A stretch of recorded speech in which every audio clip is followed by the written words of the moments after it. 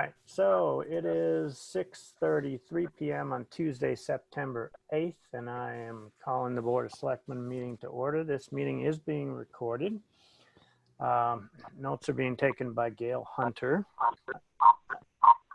And I think what we may do is mute one or two people to make sure we're not getting feedback. All right, so let's see, this is our first meeting using Zoom as the platform. I hope it works out better than our previous software packages. So the first item on the agenda is actually a public hearing that was posted a while ago for an entertainment license. However, the applicant has withdrawn that license application, so we will be passing that hearing over. Is now making promotional reunions.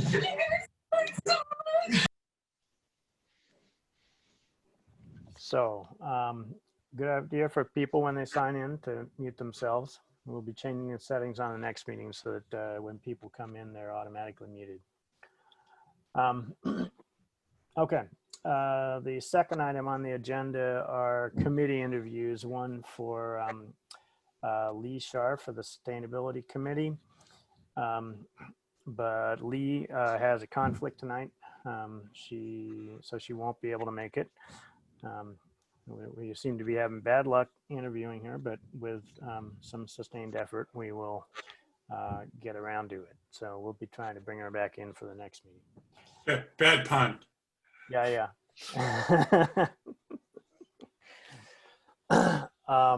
Okay, and we're also interviewing an oldie but a goodie, Mr. Tom Kehoe. Kehoe. Is that, did I get that right, Mr.? Thank you, Mr. Chairman. Yes, you did. Okay, all right.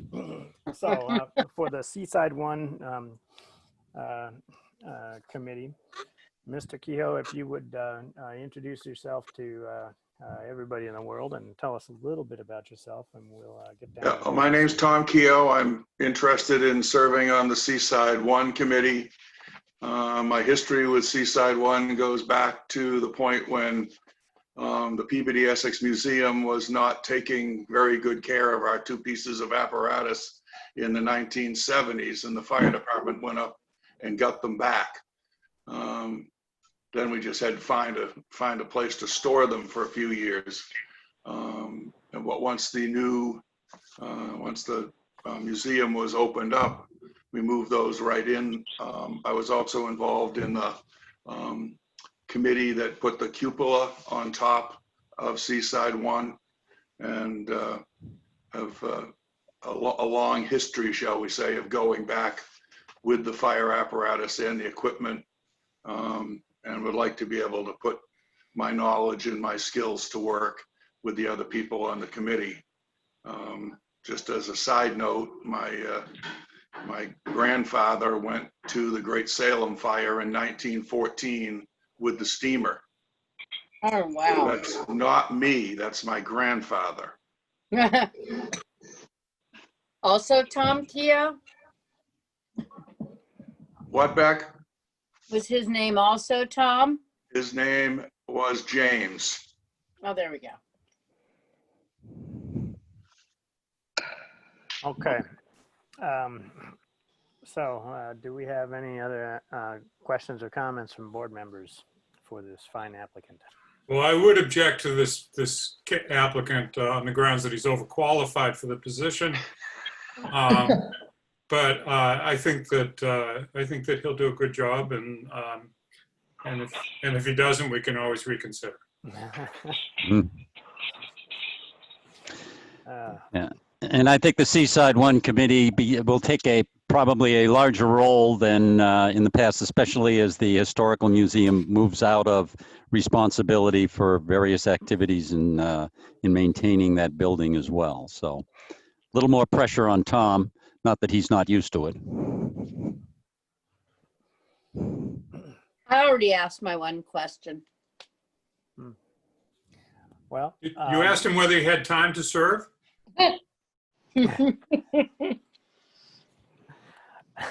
We don't need to worry about this one. yeah. Apparently. Okay, well, we could kick this particular softball around all night long. So can I get a motion to approve Tom Kehoe to the Seaside One Committee for a 3-year term? So moved. Oh, Second. Oh, there's Ann. Hi, Ann. Aha. How are you? All right, any discussion? All in favor, roll call vote. Ms. Harrison, Yes. Ms. Jakes, yes. Mr. Bodmer Turner, Yes. Mr. Round, Yes. Mr. Bowling votes yes. And we're stuck with Tom for another 3 years on something anyway. Well, we could fire him, I suppose. Nah, yeah, we'll leave him there. Thank you so much. Mr. Kehoe, thank you very Thank much. you, Tom. Always a pleasure. Yep. Thank you, Tom. Unfortunately, I have other things to do this evening. I would love to stay and listen to your meeting, but have a good meeting. Thank you. Thank you, Tom. Mm-hmm. Okay. Bye, Night. Tom.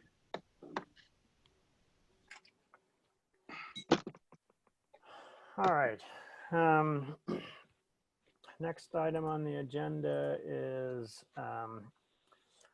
speed limits discussion. So, Greg, do you want to tee this up?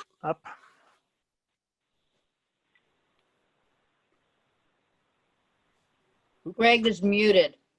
He is muted. There you go. Sorry, I did that. So I'm happy to do so, or Jeff can also start us off. Jeff did a nice spreadsheet for us, just listing the different categories of changes that are on tap. And we met with some staff in police department and reviewed the list. And we were able to just do a little bit of fine tuning, but he had most of it down right, and he's amended it a bit. So it outlines the 3 different areas. So we have the creation of multiple but smaller safety zones. So recall that currently we have a large sort of global safety zone encompassing most of the village area, mile radius from the train station. And that is a little too broad for the state's liking. They like to be a little more specific and more detailed. And so we have broken out a number of proposed safety zones instead of the one large one. And then you move on to areas where the speed limit would revert to the 25-mile-an-hour general stipulation, which is the town-wide speed limit. Taking out a few roads, the 3 roads out of the 20 and converting it, changing it back to the 25. And then there are a couple of proposed study zones. We already have the 15-mile-an-hour zone that's on the books in the village on Bridge on Beach, from top of the hill from Union down to Tappan. So that would remain. There has been discussion about expanding the 15-mile-an-hour zone to include Bridge Street, Central and parts of Bridge. Still some discussion and debate on that as to whether or not it's wise to go forward. At a minimum, we probably should do, and we've already started, some monitoring of speeds. What we don't want to have happen is petition the state for a slower speed and then find out that the engineering study would recommend a higher speed because you're required to take the 85th percentile speed as your speed limit. So we'd want to proceed slowly on that if we are to go forward. Jeff, you want to add some other comments? Yes, a couple of comments on the sheet that was included in the packet, which is an older version. there's a mistake on the Pine Street entry. The zone actually begins at Bridge Street and goes for 1/2 mile from there to basically to Woodholm, not to Parsons Lane. Currently, it's marked 20 all the way out to Parsons Lane, but in discussions with Todd, that was a mistake, and it should only be going out as far as Woodholm and then turn 25 in the area around Woodholm. The second thing is that you were commenting on the 15-mile-an-hour zone in the village, and in the notes and comments, it says that there are no 15-mile-an-hour signs left in the village. All that we have in the village are 20-mile-an-hour signs. So that 15-mile-an-hour zone, which is what the state has allowed us to have after an engineering study, has disappeared into 20-mile-an-hour signs and is not marked at all as 15 miles an hour. And I don't know, Greg, whether you saw Todd's report of the study. I have not looked at it yet. I noted that he did send it out this afternoon. I just haven't had a chance to look at it. Yeah, he did a study on both Central and Union, and came up with, I'm trying to see if I can grab it here, came up with there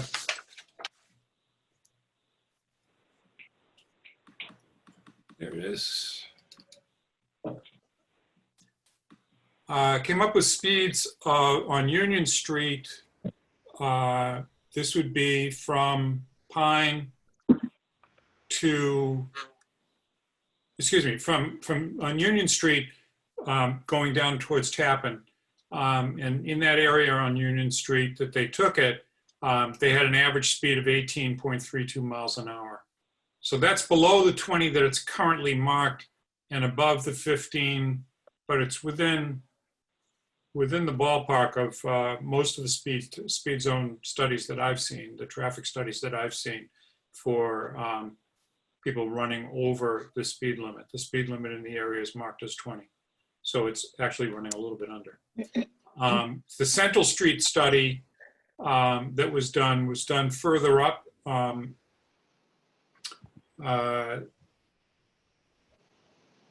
past Seaside 1. Not past Seaside 1, excuse me. Central Street study was done, and that study indicated that people were going 23 miles an hour, which is slightly over the mark 20. So as people come into town, it seems like they slow down, and particularly on Union Street. But on Central Street, they're going a little bit faster. So that's the information we have on that at this point. Whether we want to try and reinstitute or extend the 15-mile-an-hour zone, I don't know whether Todd's on this call or not. Whether he has any comments on that in terms of extending it. So the original proposal was to extend it, the 15-mile-an-hour zone, all the way out past Seaside 1 to where that study is being done, right? Is that correct? But the original proposal was to have it start being 15 at Ashland. Right. So the current speed study doesn't seem to support that. No way they can pull that.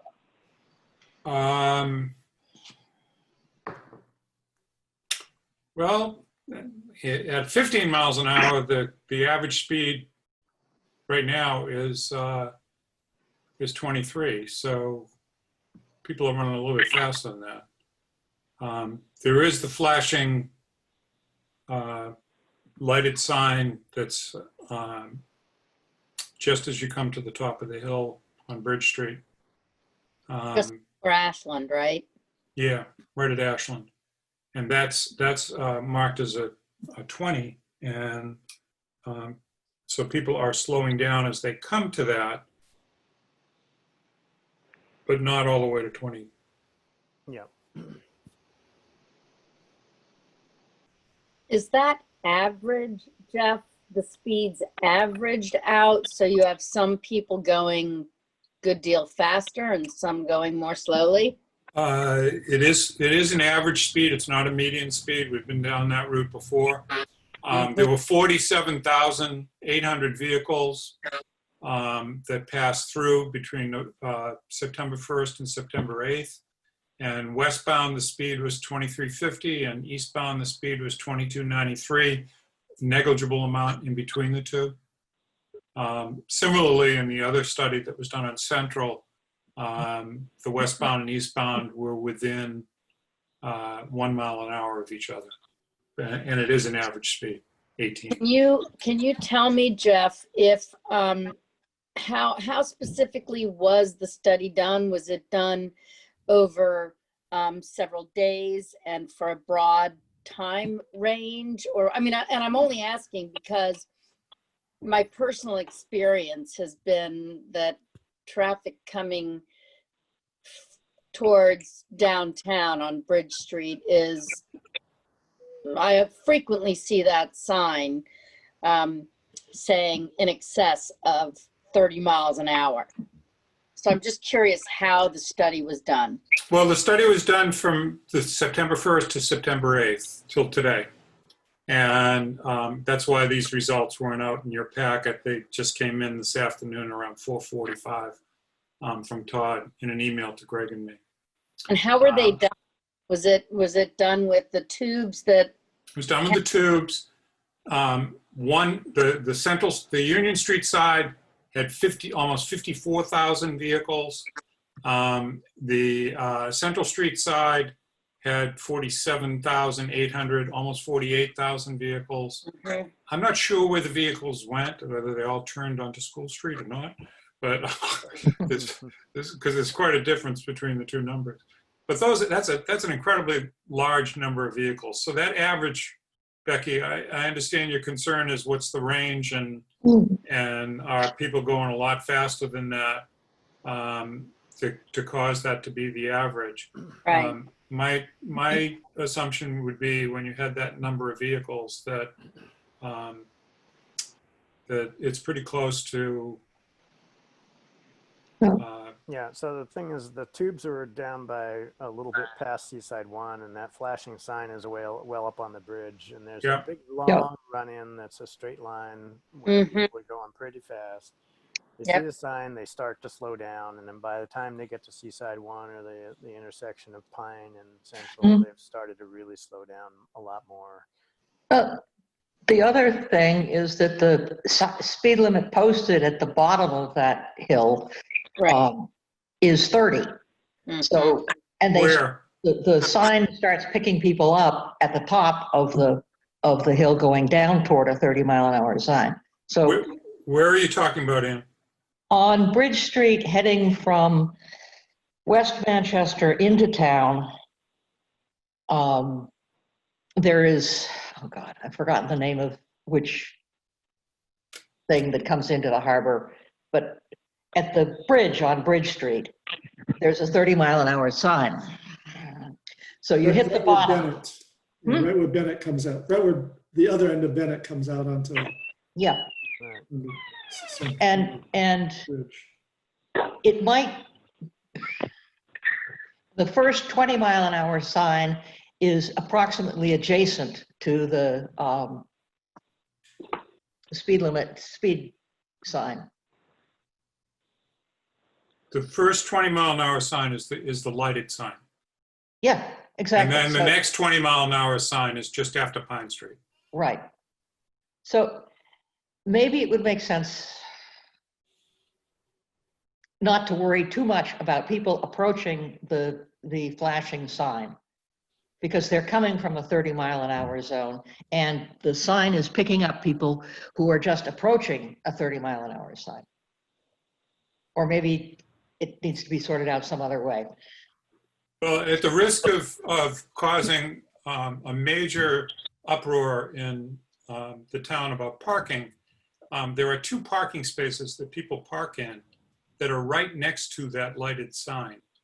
And when I've come through, it tends to, when cars are parked there, it tends to block the sign. Whether we need to hoist the sign up higher or Or move it, remove those parking spaces. I didn't say that out loud, but no. But we could maybe move the sign 50 or 60 feet into town, where there are no parking spaces. Or perhaps farther out towards West Manchester. I mean, my concern, people are. you can't go further out because then it's the state highway. And Now, we can't change that highway. All right, were the tubes placed anywhere other than down near Seaside 1? Was that the only place? It was actually up from Seaside 1, Up from there, yes. It was up above. closer to Pine Street. Yeah.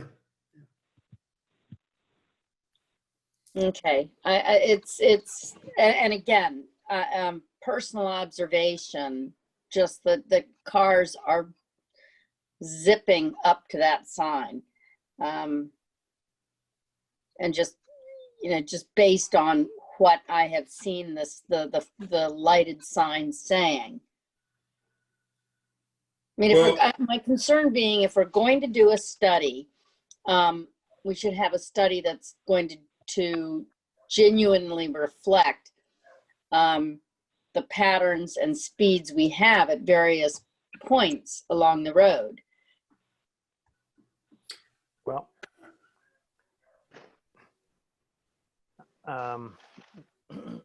so the engineering study, the methodology for that presumably would be prescribed by the state, right? Yeah. But the state doesn't have control over that portion of the highway. Yeah, but if we want to, I think, so let me roll back to what I think the objective is in this particular little section. It is, for this part, it is to see whether or not we want to pursue a 15-mile-an-hour zone. Is that correct? Correct. So part of the reason for doing this initial study is to see whether or not, if we did that, we would shoot ourselves in the foot because the state would find that we actually were running speeds higher than we were currently posting, like over 25 miles an hour, say. Eli, I wish Todd were on the call, but I'm pretty sure that the state does not have control over the portion of 127 from the lighted sign to School Street. I agree. However, if we wish to set a speed limit of 15 miles an hour, we're still required to go to the state and give them an engineering study which shows that it is supported. We can't just by fiat set it to 15 miles an hour.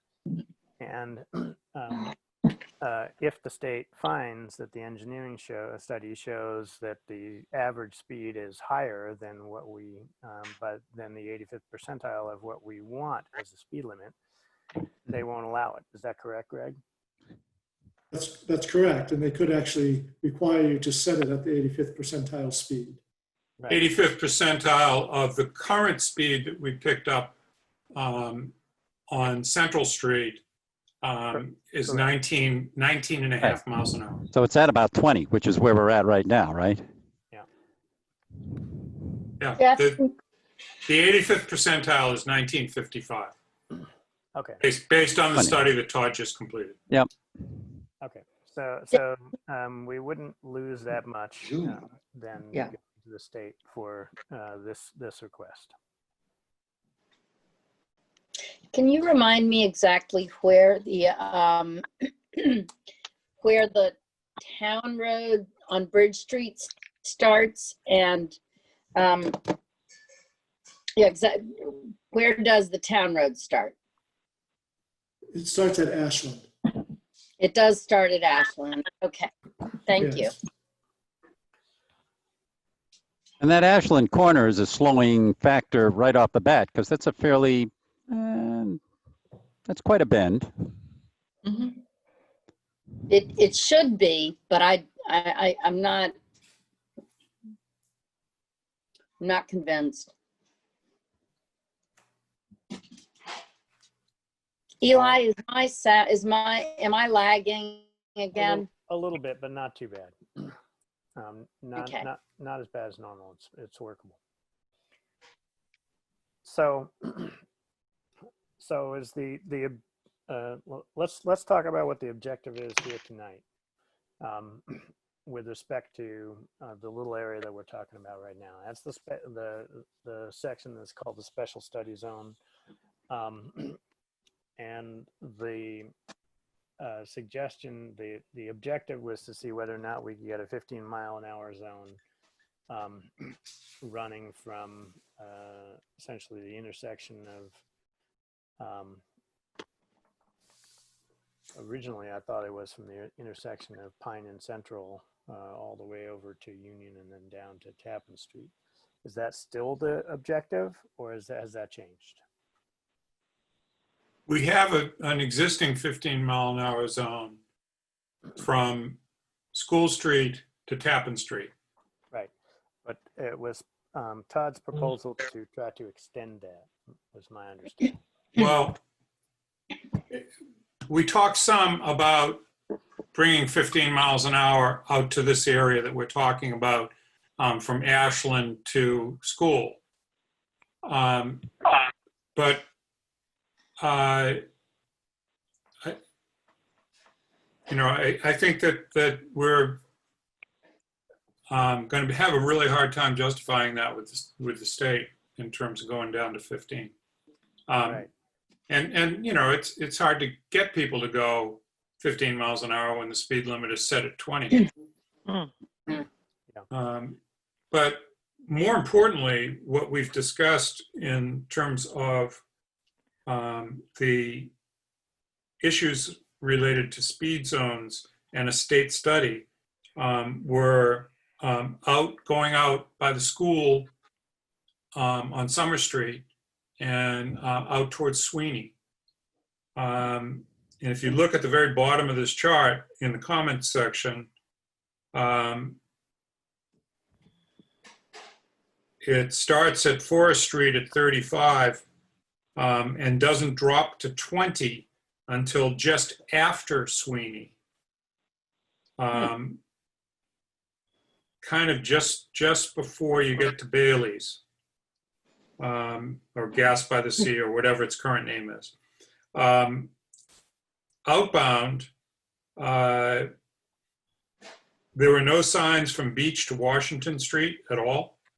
And then a 25-mile-an-hour sign just after you come around the curve on Washington Street. And then it goes up to 35 miles an hour just before you get to Sweeney. Mm-hmm. And the concern was that we have the school zone and we have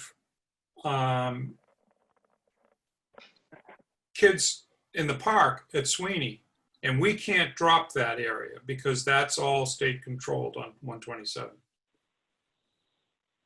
But if we could get the state to at least, move the 35-mile-an-hour zone out beyond Sweeney and start the 20-mile-an-hour zone on the inbound side before Sweeney, that would be good. And whether they'll drop it to 20s because it's a safety zone for the school and the park, that's really the question. That would be much more of a concern in terms of a state study than trying to get the Bridge Street area from Ashland to School Street down to 15. Right. So what is the suggestion for the Summer Street, School Street zone? For the area I was just discussing? Yes. Well, we'd like to have it marked coming out of the town until you get to Washington Street. I mean, it's tough because you want to have a zone that's at least a quarter of a mile long. I think that's actually state law. So if you go up to 25 at Washington Street, you run right into the school zone immediately. So most ideal would be to have it be 20 from Beach Street to Sweeney Park.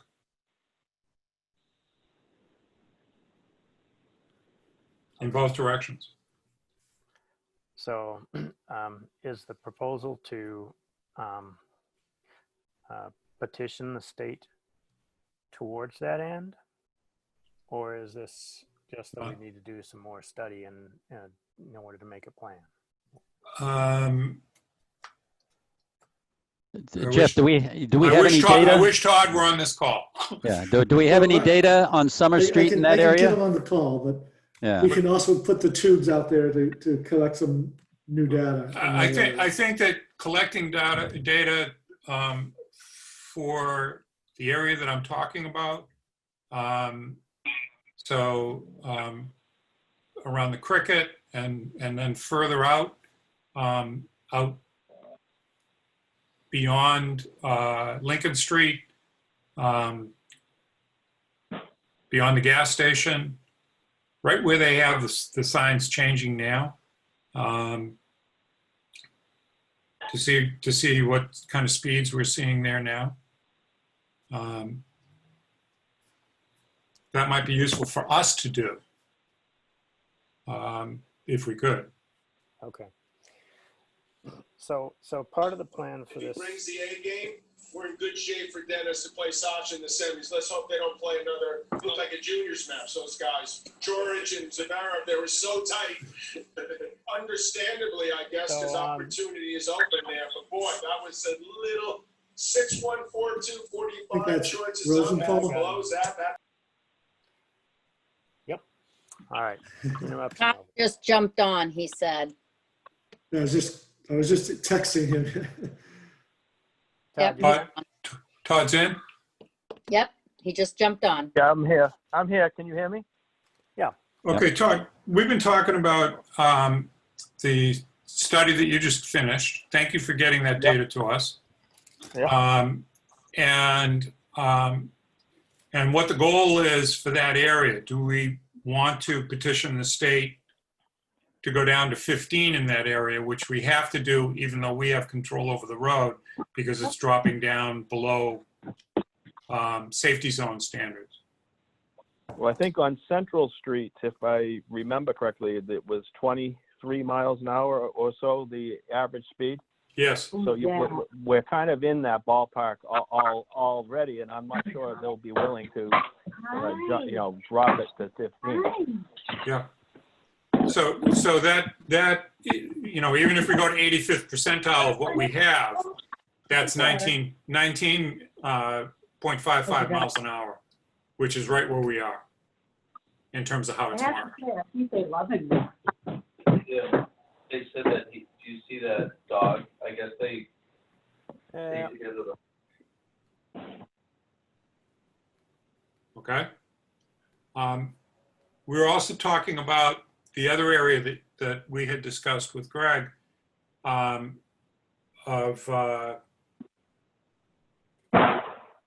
out by the school zone and Sweeney.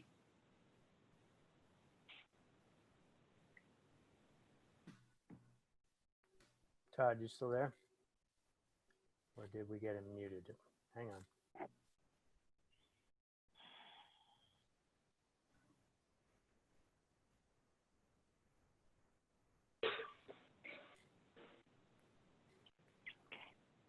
Todd?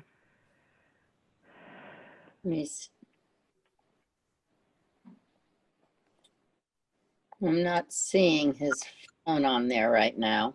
No, I don't see his phone on there. He must have dropped off. Can you hear me now? Yep. I got you. Okay.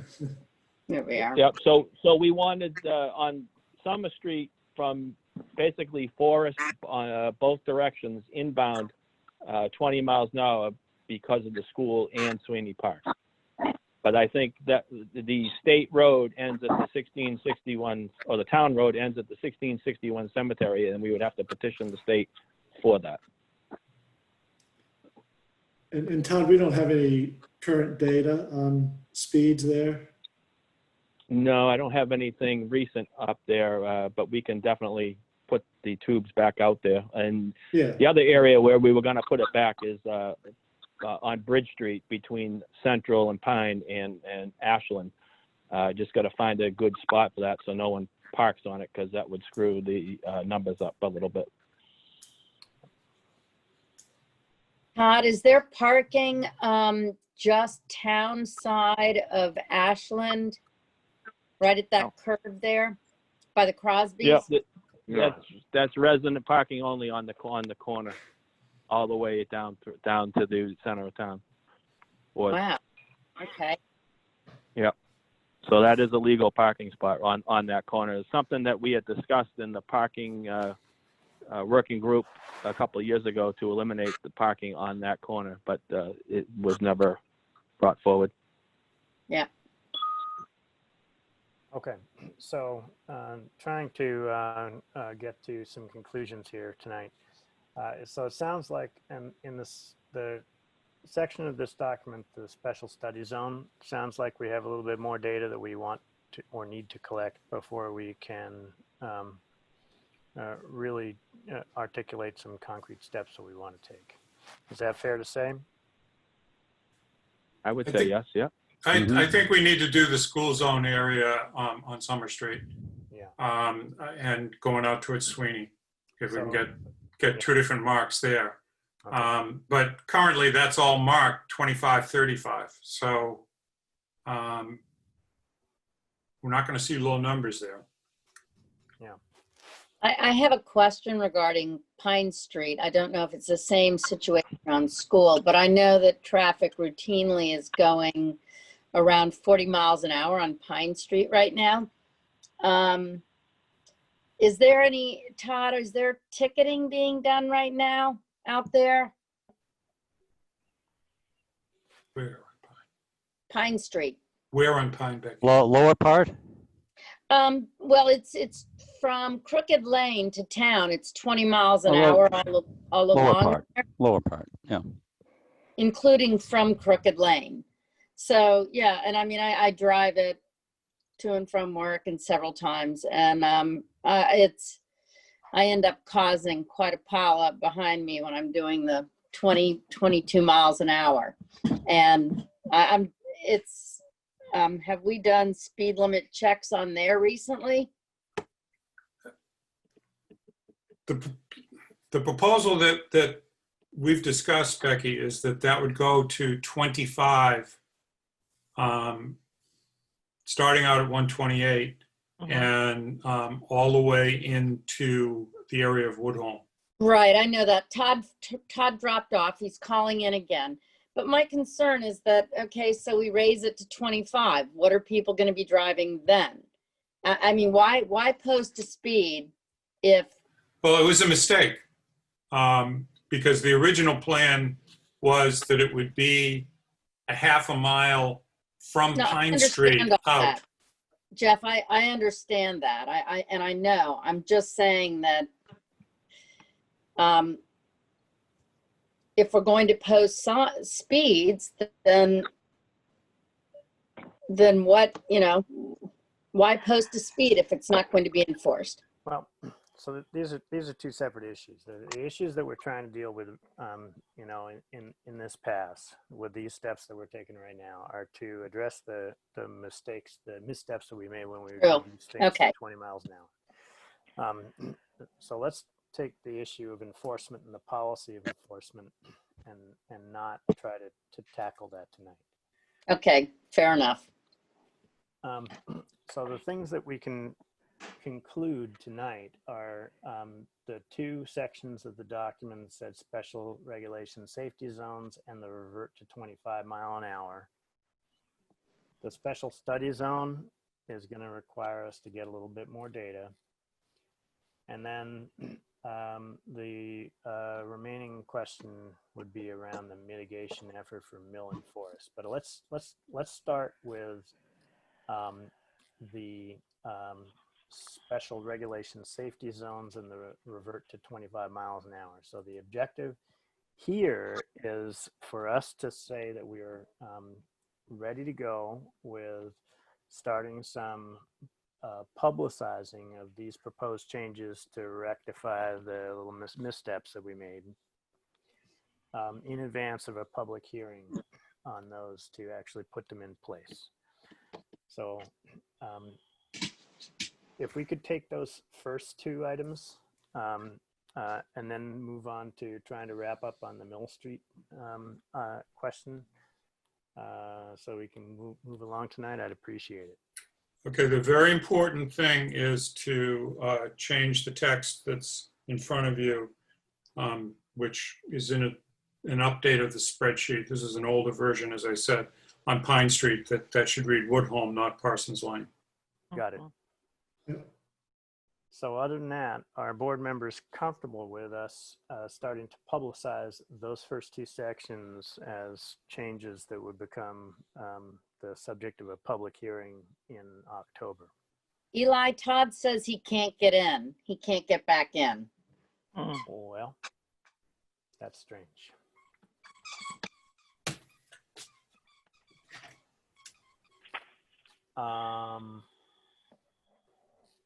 I do not know what to say there.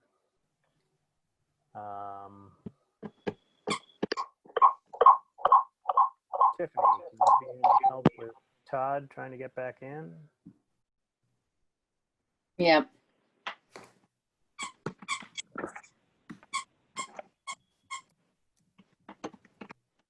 He is not in a waiting room. I disabled the waiting room. Right.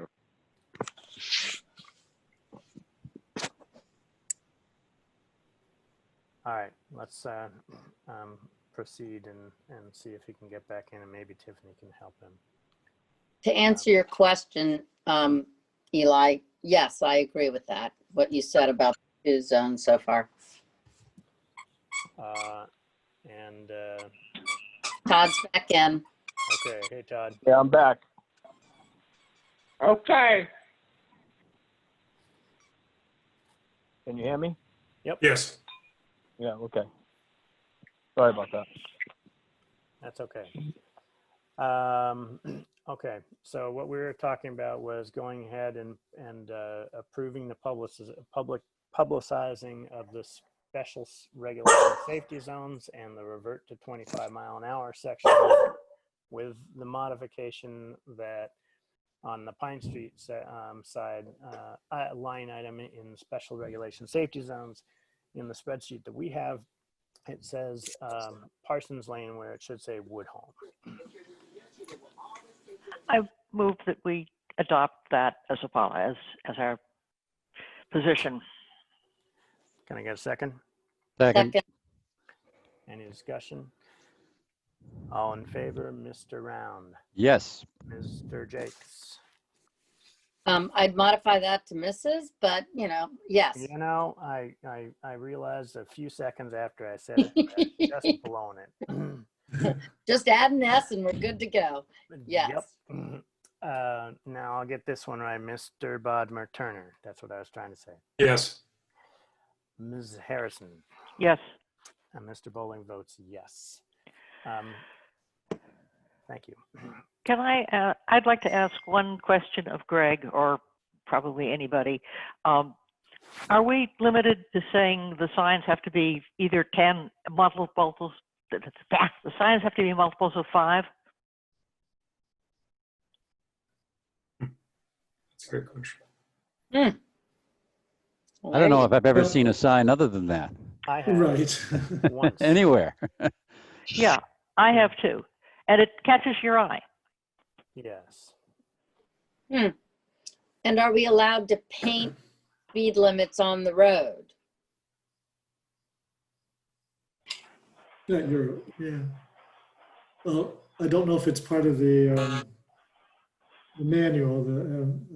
There's a Bible for road signage and whatnot. I don't know if that is in there, but I can certainly find out. I'm just curious. It's kind of nice reminder. I've certainly seen it on roads.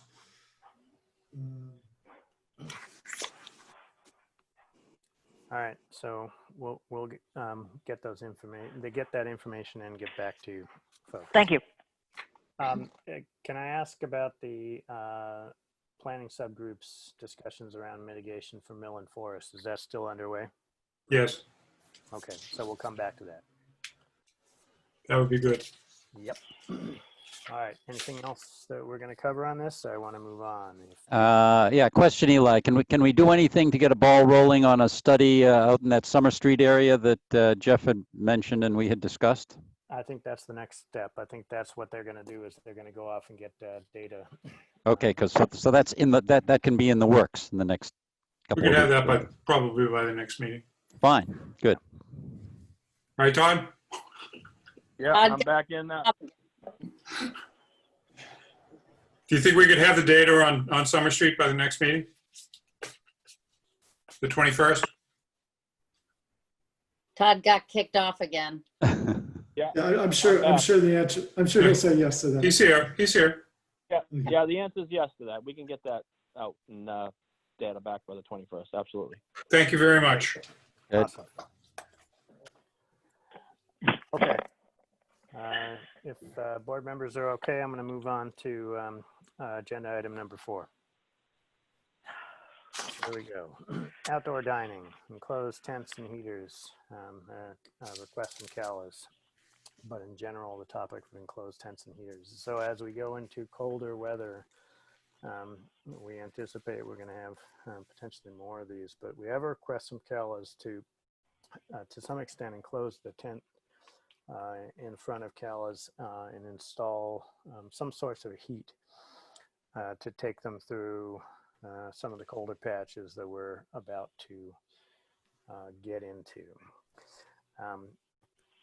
They did some research. We did some research. There was a document put out by the state saying that you could enclose up to 2 sides for tents used for schools, and anything more than that would represent an enclosed space. So the proposal is to put up to 2 transparent walls on the tent at CALA's, one on the long side parallel to the street and one on the downhill side where the wind blows in.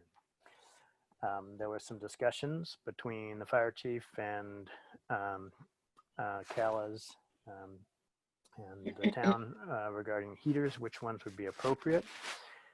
We have not, I don't think there's final resolution on which type of heater can be used, which particular brand and model can be used.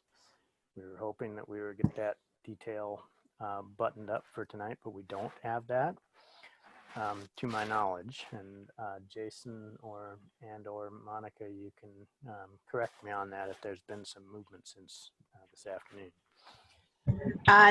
No, I've been back and forth with the fire inspector regarding the 2 heaters that were submitted to him, and we have yet to come to find a solution to that problem. My electrician, who will be doing the work to upgrade to a 40 amp circuit to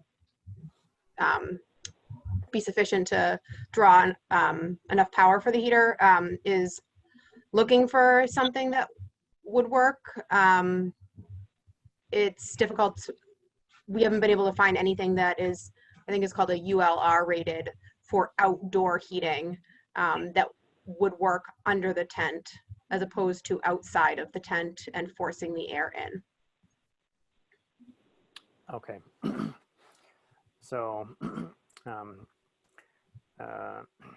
so the steps here also are that the Board of Health is going to be reviewing this on their meeting on September 10th, which is Thursday. So the question is, do we want to, do we have any questions, concerns? Do we want to do a provisional approval of the request pending finding of a suitable heating solution? They can still enclose the 2 walls regardless, even if they can't find a heating solution. So I'd like to get feedback from the board. A short discussion here between Monica and the board members. Questions or comments from board members? I have a couple of questions. In the notes that Monica provided a tremendous amount of information, and I appreciate that.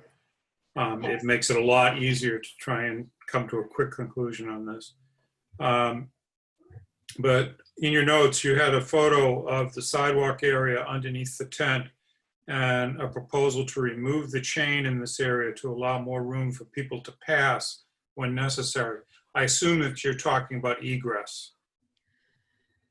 So that's kind of a side note that I wanted to be prepared to address, because I know that there has been concern that the pedestrian walkway that runs along the front facing side of Calais where the sidewalk is has seemed congested at times.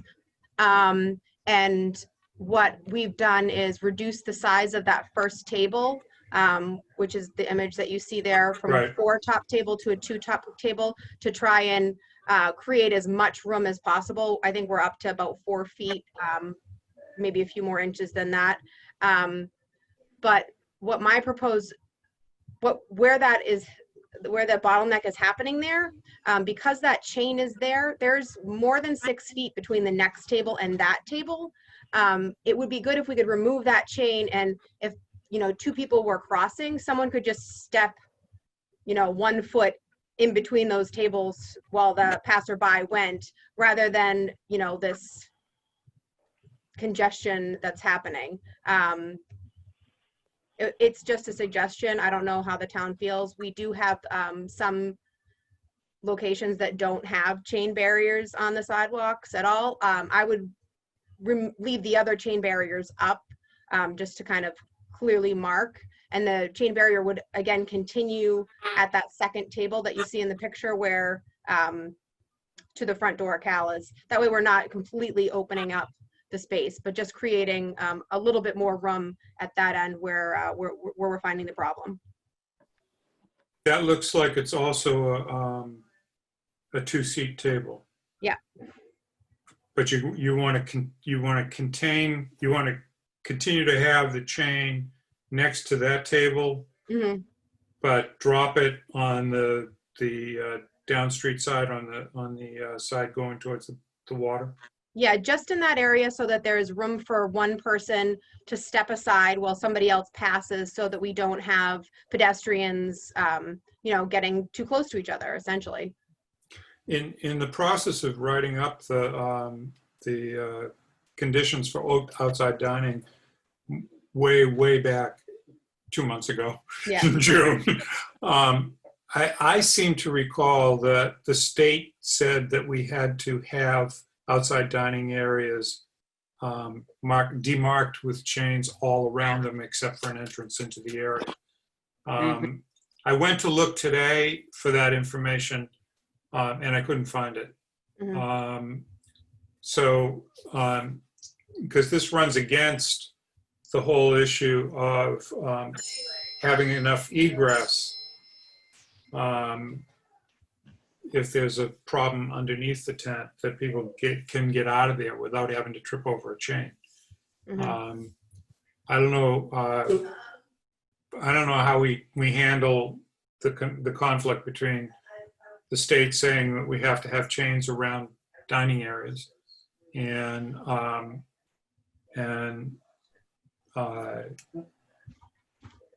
the egress issue. So I thought that the reason that you were trying to drop the chain in there was because of egress. No, as far as I understand it, the egress that we have, even with the chain present, is still substantial enough. And if it isn't, the next solution would be that the panels come in 20-foot sections. So even if it's a 30-foot long tent, actually they come in 10-foot sections. So even if we needed to create another egress, we could always leave a section open if it was felt that there wasn't an easy way for people to get in and out in an emergency situation. But it is my understanding that without the other 2 walls on, and with the pedestrian passway there that, you know, we meet the needs for egress needed. So the walls are going to run along the street side, Mm-hmm. which is a boon to your customers, so that they don't have to feel like a car is right there. And then along the downhill side of it, going towards the curb, but not quite reaching the curb. Is that correct? Yes. Okay. I have some questions as well. Okay. When you're done, are you done, Jeff? Or do you have- I'm done. I'm not sure how to resolve this dilemma of the missing data on whether chains are required or not. Right. I seem So to just to recall when comment- you and I were doing that, Jeff, that it was a state guideline. Yeah. I'd have to go back and look that up as well. But one of my questions and concerns regarding removing a portion of the chain is that as it is, while the tables may be 6 feet apart, the people, when they're sitting at the table, I'm not sure how far apart they are, but if you've got people stepping into that area, then of course you've negated that aspect of social distance dining. Because So in regards to supposedly that, the chairs are actually 6 feet apart, not the tables. So Thank you. it's guest back to back. That's 6 feet apart. And as far as somebody stepping in between that 6 feet of space for a moment, That's not I done. mean, yes, it wouldn't be something that would have to happen often. And as far as what the CDC guidelines are for close contact and the spread of COVID, you have to be within that 6 feet for more than 15 minutes. well, it's in any, I don't want to go into CDC. Yeah, right we could go into the whole. right, I know. But less, that is to me less of a concern, and it's a really nice idea just to be able to allow people to step out of the walkway. But one concern I would have would be if you, not you personally, but if we create more room, will people then be walking up to friends' tables and lingering around tables where they're not supposed to be? Our staff and all of our locations is, I don't want to say trained to police this, but you know, it's very clearly understood that people need to be seated. They're not supposed to be going table to table. They're not supposed to be getting up. If they are up, they have to have a mask on. And you know, occasionally we run into somebody who's unhappy with that, you know, guidance from the staff. But most people are very accommodating and understanding, and just, you know. Good. I'm glad to hear that. That's, you know, nice to know. And then, I mean, because personally, I think it would be really nice for you all to be able to, if we're allowed to let Cal's enclose some aspects of it. But one of the other concerns was the power supply, because you had mentioned that the fans had to be turned off because of an extension cord running. So where would the power for these be coming from? So the extension cords that were put up with the fans were just not rated for outdoor use. And the fans were not in good placement either. And once that was brought to my attention and the chief's attention, those have been taken down and removed. For the heater, it would have to be a temporary 40 amp circuit that's wired out to the tent, and just to avoid any tripping hazards, that would run along the tent posts and to wherever the placement of the heater ended up being. And how would it, but would it come from the building, directly from the building itself, the power source? Yeah, we already have a power source that's there for the lights, so it would run along the same place where the lights is, and it's probably over 8 feet, if not 12 feet high. It starts at the so it's top above. of the, yeah. Okay, thank you, because I see it in the picture, so I just, that's.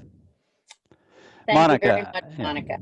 Okay, Monica, I have a couple of questions on the panels. I assume that these are panels that will roll up or roll down depending upon weather conditions? Yep. So if it's a nice day, you'll roll them up? I would think so. Yeah. Okay, all right.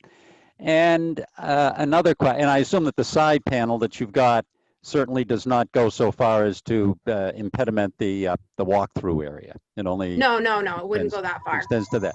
So here's a question.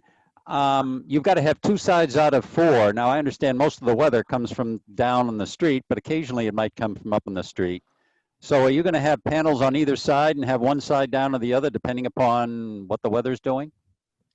I hadn't thought that much into it. I mean, it could be something, but you know, when we were there, we kind of talked about where most of the weather comes from, and with the ocean being downhill, just felt like most often what we're trying to do is block wind, so it'll, you know, my plan is to just have them there. I agree, common sense is that way, but I'm just thinking you might want to do a same panel uphill, and maybe that stays rolled up 90% of the time, but you never know. Well, yeah, it's a good idea in theory, but it's also very expensive. You pay by the foot to rent these panels. Okay, all right. So I was just curious. So you'll be flexible depending upon the weather, and these will be up or down, and as it goes. Yep.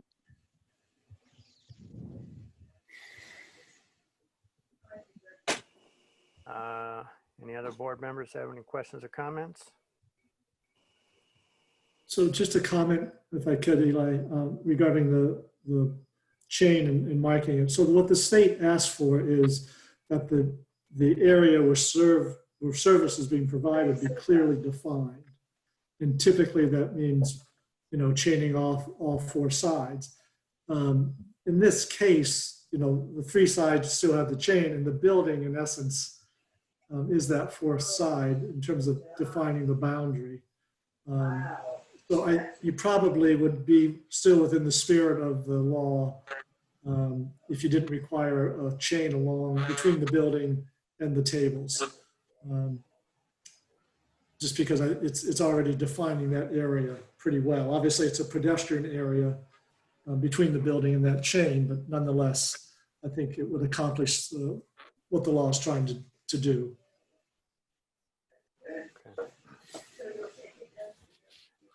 All right, so I will make the observation that converting that one table at the end to a 2-top did, as far as I can tell, did in fact help the situation down at that end quite a bit.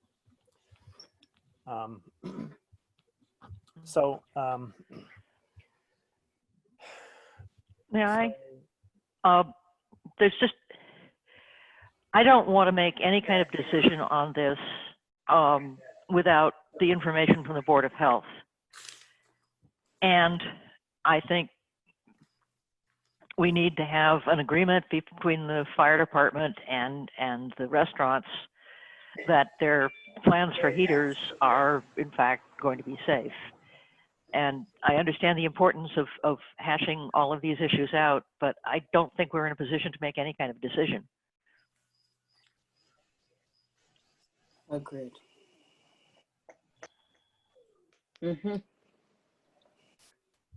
I think we can be supportive of this idea and pending the Board of Health review. And the fire chiefs and the fire chiefs but we signing off. I mean, obviously the fire chief has to sign off because he's the fire inspector.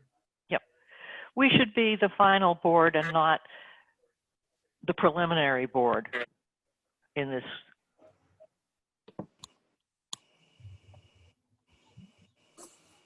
Not that I'm saying we don't support the restaurants.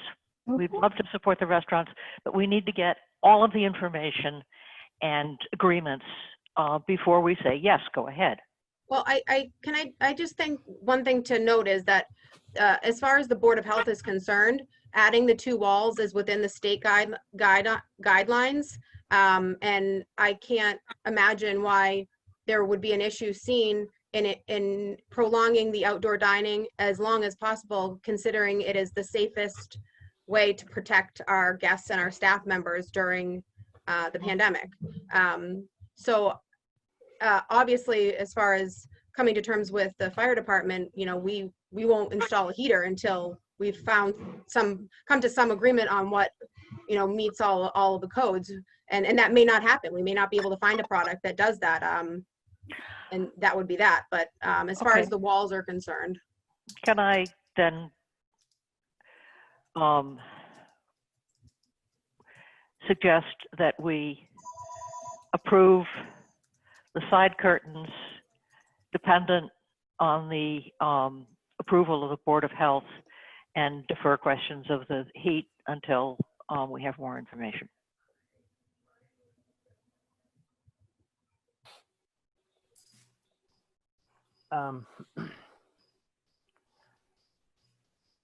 So are you making that a motion? Yes. I'm a little fuzzy on that, in that I think that would you just repeat that, please, Ann? Yeah, I suggest that we vote to approve side curtains at Cala's, provided that the Board of Health concurs. And that the fire chief, I would No, we're not going into anything about the heat right now. Right now, we don't know about the heat. I see what you're saying. Just the curtains. Yep. So that would delay Cala's being able to implement this for 2 weeks. Yeah. Until we meet again. No, okay. They can implement the side curtains. They don't have to implement the heaters. Right.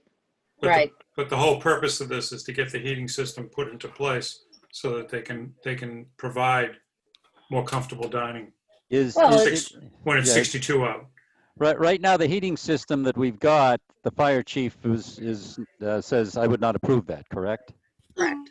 All right, but when you come up with a heating system that the fire chief says, yeah, this works, he gives his approval. If he gives his approval, I think we're okay with that. We have to rely on his recommendation as to what is appropriate here from a safety and a effectiveness perspective. So I think you can just put that corollary on there, it's dependent upon fire chief's approval. Okay, I will accept the friendly amendment to say that we will approve the side curtains dependent on, and the heat dependent on the recommendations of the Board of Health and the fire inspector. And I would like to further amend that to no more than 2 walls. Sure. Yeah, I think that's in the law anyway, right? Well, exactly, but I just want to make sure we put that in. Yep. I would second that. Okay. I will accept the friendly amendment. All right. Is there any further discussion on this? Roll call vote. Mr. Bodmer Turner. Yes. Ms. Jakes.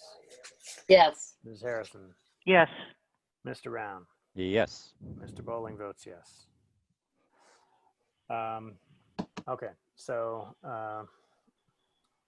Monica and the fire chief will go back and forth on the challenges of commercial heaters. I will be very interested to hear the results in that. And, thank you very much for the support. You're welcome. Mm-hmm. And thank you for adapting and working with us on the walkway. We do appreciate it. All right, Chief Cleary, we'll be in touch. Very good. Take care. You too, Monica. Thanks. Okay, on to agenda item number 5, liaison project updates. There's nothing further from me on the Western Woods right now. I will be trying to send out some material about board training, which I said I would be doing in September before our next meeting. Jeff, open spaces, etc. Open Space held the first public forum on August, I think it was 26th, last Wednesday in August. And attendance was about 30, 35 people at its peak. A presentation was done by Courtney Lewis, the regional planner for MAPC, about what the open space and recreation planning involves. That our current plan is scheduled to expire in February, I believe. And he went through the whole process that would be done to create a new plan, outlining that process for people who were there. This information is up on the OSRP portion of the town website. There is a virtual open house that is still open for public commenting. And that will be open until this Friday, 9/11. And there's a Google survey that townspeople can take and provide their input in terms of what their priorities are for the open space plan. This process is something that Courtney's done many, many times, and he's a good leader for it. The next event on the horizon is an advisory board committee meeting later this month, and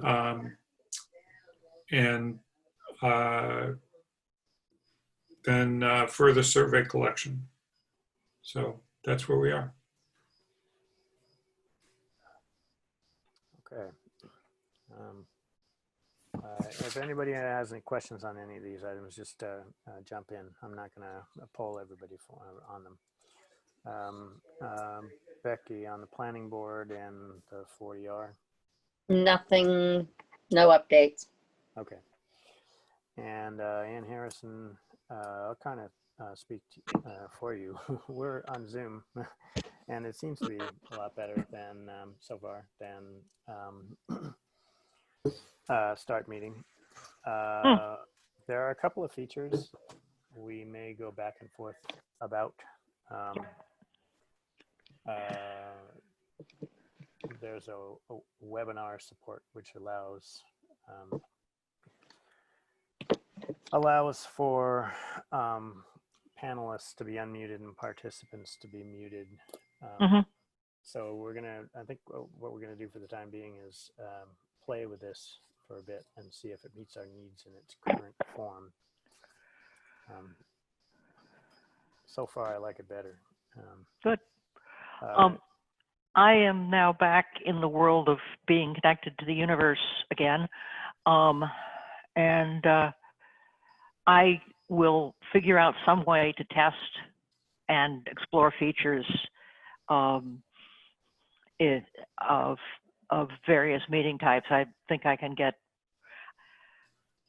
I can't certainly put together a large meeting test, but I can do feature evaluations, and I'll get in touch with, oh my God, I've forgotten his name again, and see what we can do about making it easier to sign in and things like that.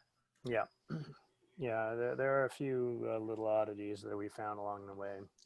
Tiffany got this up and running last week.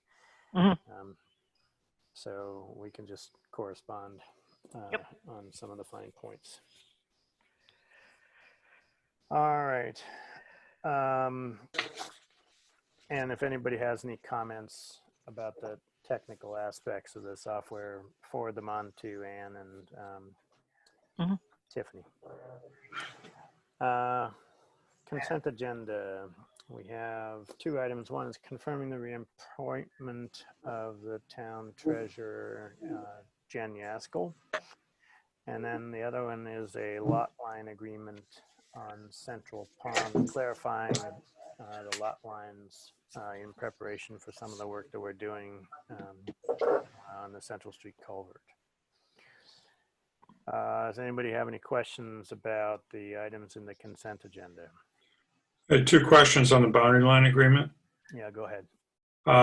In the first paragraph, it says that the owner has an address of 300 Cummings Center Street. And I don't think that exists. Street should be eliminated from that. Unless I'm just ignorant of how that complex gets tagged. I couldn't find anything that said Cummings Center Street, just Cummings Center. And then a question about who's responsible for the maintenance of the wall is that going to still be, I know that when we do the culvert project, that's to address that wall. Who's responsible for the maintenance in terms of where this boundary line falls? So this boundary line shows that it's town ownership of the wall. Okay. So it's our responsibility. And Okay. that's consistent with the rest of all the other boundaries on that side of the pond. Good. That the town owns. A strip. Yeah, I figured as much, but I just wanted to get that clarified. Yeah, no, absolutely. And Greg, I had a question. It said that there were details of the plans. Did I miss the plans? I didn't see those. We got 2 copies of the agreement and no copies of the plan. Okay. I was just curious about that because I would, thought I'd missed something. No, okay, I'm sorry. Yeah, there should have been a plot plan included. Greg, this is a survey, is it, or just a plot plan? It is a survey. Okay, yep.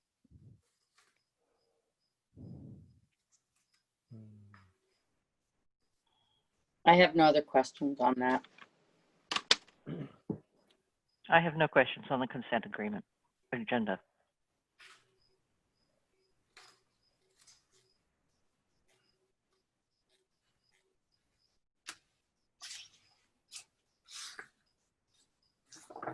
Move to accept the consent agenda? Second. Any discussion? All in favor, Mr. Bob Turner, Yes. Mr. Round, Yes. Ms. Harrison, Yes. Ms. Jakes, Yes. Mr. Bowling votes yes. All right, moving on to correspondence. So we have 2 letters from Xfinity. They're changing things pretty much every 2 weeks. I know. One on program updates and Internet Essentials information, and one on programming changes. Riveting material. We also have a letter to the Board of Selectmen from the Open Space and Rec Committee regarding the Powder House access. And we may want to see if a board member wants to volunteer to work with Greg to potentially resolve, or at least gather sufficient information to resolve that, or try to resolve that issue. See whether or not it needs to be brought back before the Board of Selectmen for moderation. I'll help out Greg with that. Thank you, John. That would be great. And then we have a letter from a resident for our information on the draft by the Citizens Work Group on ADUs. We've gotten some feedback back from the town planner on that, but there is still some additional information that we really need to hear from the planning board before we before I think we need to really weigh in it. So it's mostly for our information. They did ask this come to the board, and we will may need to respond to it, but we need to get a little bit more information first. Town administrator's report. Yeah, fairly brief and fairly self-explanatory. We are finally seeing some green on the green, so that is getting very close to being done. Really, the last elements finishing up the far end behind the church, where we're putting in 2 new handicap parking spaces and getting the railings on the steps and on the ramp. Other than that, things are pretty good shape. And obviously the honor roll memorial, we hope will start in not too distant future here this fall, to then get that finally, that whole area wrapped up before the snow flies. So that'll be good. Long overdue. At this point, Greg, what's holding that up? Holding up the honor roll. Yeah, the receipt of the granite and all the writing on the granite. So they ran into a major delay because they closed down the granite quarries with COVID. And so there's a very large backlog and waiting period for the granite. Okay, thank you. Making good progress on the water line replacement on Boardman. And as soon as that wraps up for the town end, and the homeowners association will follow up with repaving Boardman Avenue, because that is a private road. So we're obviously responsible for the water, but not the road itself. So that's moving forward. HVAC system in Town Hall is also progressing well. And that project should be wrapping up by the end of the month, end of September. So in time for the new heating season, which will be good. Other minor updates that I provided in the memo to you on hiring, we do have a job offer for our new assistant accountant. Waiting to get confirmation on that. And we do have the advertisement out for the town clerk position, and have received a number of resumes, and that continues. Deadline is, I forgot to confirm that with the actual date, a couple weeks away. So those are the highlights for my report. Obviously, after being away, trying to get unburied from the from all the emails and other issues that came up while I was away. I appreciate people pitching in and helping out while I was away. So we'll have more for you next time, but that's enough for now. Okay. So the only other observation I'd make here for this part of the meeting is there will be, I believe, a 9/11 ceremony at the fire station on Friday. Board members typically have gone by there. I will stop by. Everybody's going to be, of course, socially distancing. And if you haven't received it, I'll make sure you get an email about it. Okay. Do you know what time that is, Eli? I don't know what time they have it scheduled for this year. I think we're usually there at 8:30. 8:30? I think that's Yeah, right. a little later, I believe. 9:45. Yeah, okay. Meeting, and the ceremonial start right after the bells ring at 10 o'clock. Okay, I will do my best to get there. Okay.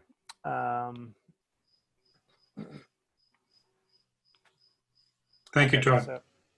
So there's nothing left in our open part of this meeting. We are going to be going into an executive session with the Finance Committee.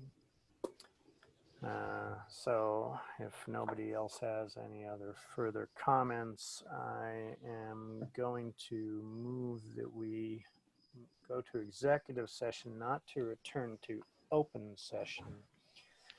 Under Massachusetts General Law, Chapter 30A, Section 21A6, to consider to purchase, exchange, lease, or value of real estate if the chair so declares that an open meeting may have a detrimental effect on the negotiating position of the public body. May I get a second? Second. Roll call vote. Mr. Bodmer Turner. Yes. Ms. Jakes. Yes. Ms. Harrison. Yes. Mr. Round. Yes. Mr. Bowling votes yes. Now, we are going to use the Zoom breakout rooms for this, and I'm going to move the appropriate board members over into that breakout room. Other members of the public who remain behind will be freely able to talk to each other. We will not be returning to open session.